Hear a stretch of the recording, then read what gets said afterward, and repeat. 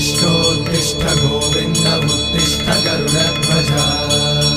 उत्तिष्ठ कमलाकान्त त्रैलोक्यं मङ्गलं कुरु उत्तिष्ठोत्तिष्ठ गोविन्द उत्तिष्ठ गरुडध्वज उत्तिष्ठ कमलाकान्त त्रैलोक्यं मङ्गलं कुरु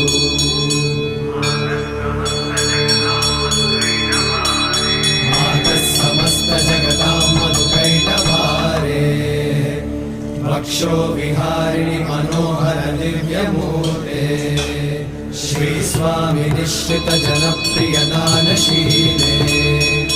श्री वेङ्कटेश दयिते तव सुप्रभातम् तव सुप्रभातमरविन्दलोचने